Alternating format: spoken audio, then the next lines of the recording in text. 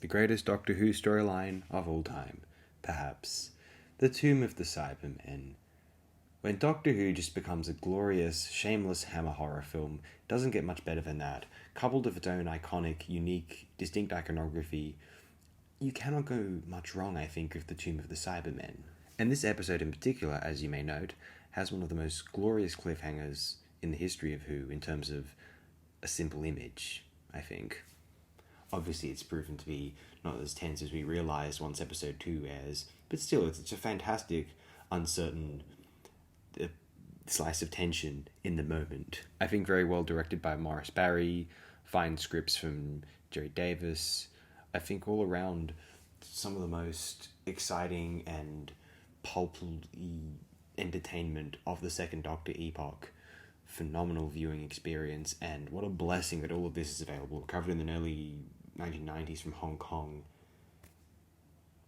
An extraordinary piece of character development as we learn more about the Doctor via him being introduced in Victoria and Victoria learning more about him.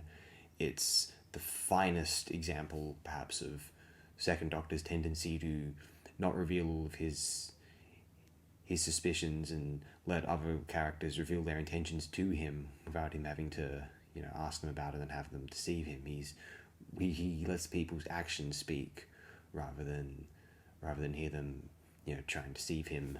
And the Cybermen in here, it's as cool as Cybermen photography ever gets. We'll see more of this in episodes 2 and 3 in particular, although even in this episode we get a very quick tease of it, as I suggested during the cliffhanger. What makes it so special, I think, is just the mood of being enclosed and then entombed with the Cybermen, as you really hope the Doctor has some planned out with them that he's not telling you for whatever reason. You might not know the reason, but you really hope there is one.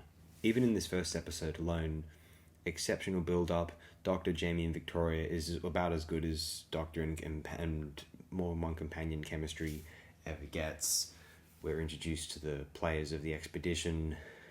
They're going down into the corridors, and then they're confronted at the very end with this strange spectre which appears to cause the death of one of the crew.